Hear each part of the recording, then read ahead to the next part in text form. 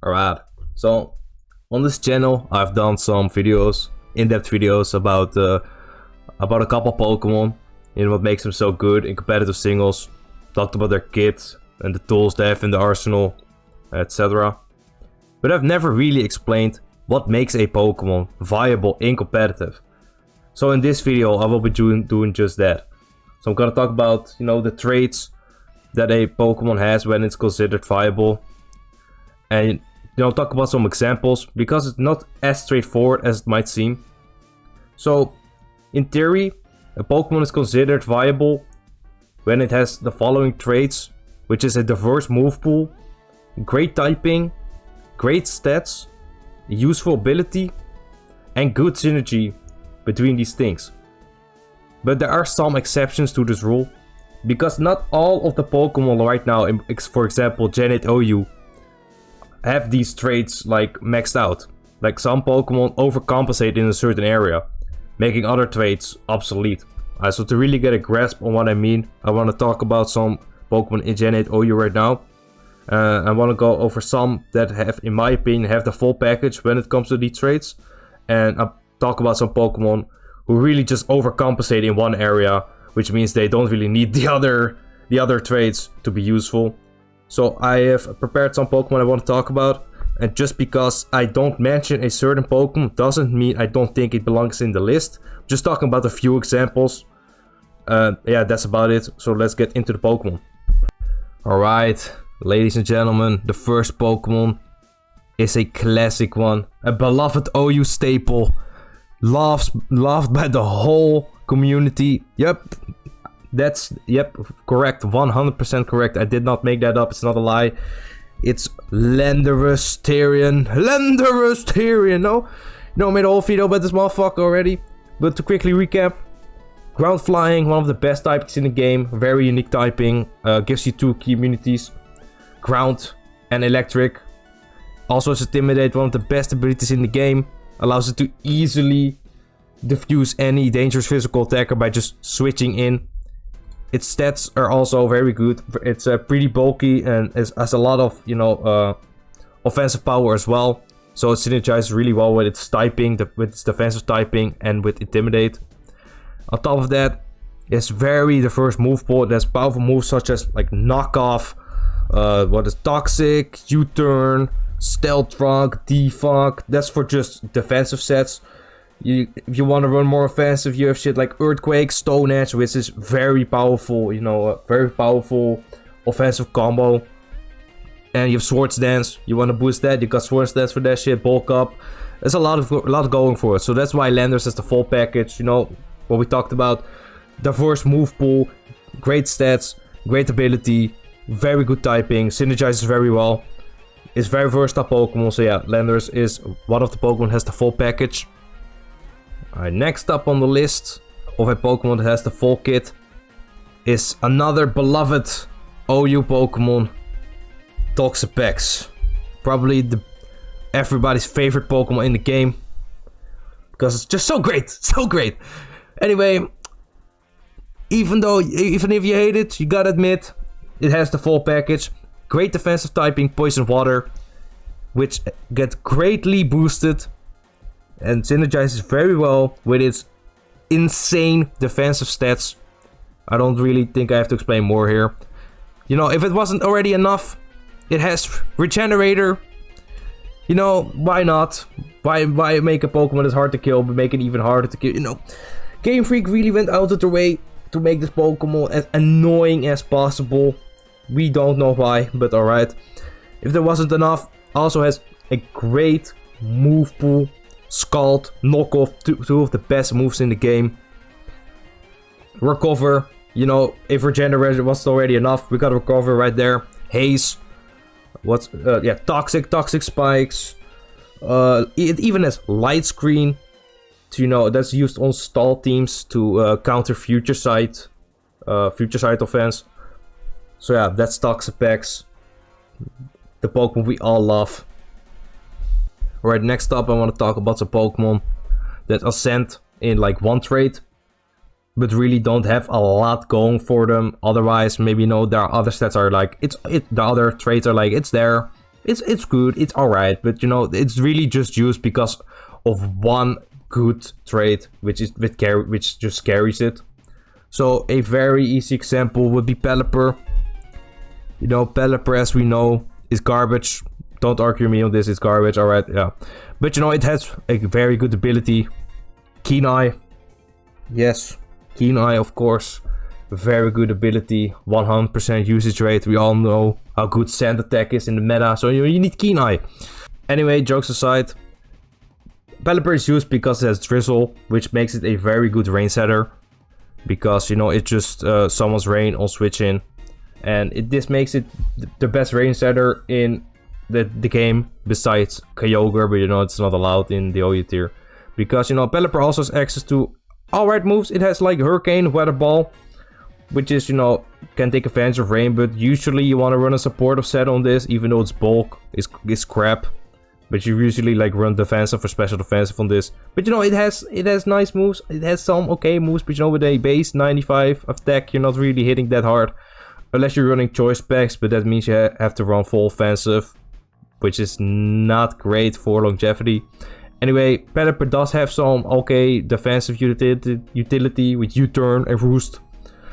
But besides that, Pelipper does not have a lot going for it, let's be real. It was PU in Gen 6 before it got Rain. Or I mean Drizzle. And it moved up to OU in Gen 7 because of Drizzle. So I don't really think I have to give another argument for Pelipper. That's Pelipper. So let's move on to the next Pokemon. Alright, so next Pokemon on this list is Magnezone.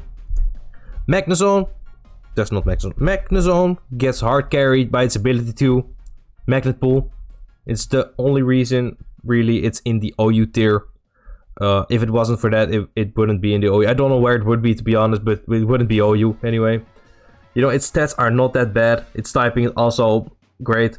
Or great. Yeah, its typing is pretty good. But if it was for Magnet Pull, it wouldn't be OU. It's pretty much only used to trap steel types. Mostly Ferrothorn and Corviknight, which, you know, the Thunderbolt, Body Press, Iron Defense, and whatever you want in that last slot. You know, if you get to predict right on Melmetal or Cortana, or you just, you know, you sack something, you get it in after safely, you can trap them too and kill them. Yeah, that's pretty much what Magnezone is used for. Trap steel types, kill them. Without that, it would not be in the OU tier, so that's what I meant. It gets hard carried by one trait, which is ability. And that's Magnezone. You know, there are also some Pokemon that are like in the middle of the pack. Like, they don't have the full package, but they're also not hard carried by one aspect. It's just a kind of a mix of some sort. Like an example would be Clefable. Clefable, its stats are not impressive at all, but it has well, I cannot talk. Anyway, it has two of the best abilities in the game, which are Magic Guard and Unaware. Magic Guard probably a top 3 ability, avoids all passive damage, which is very good.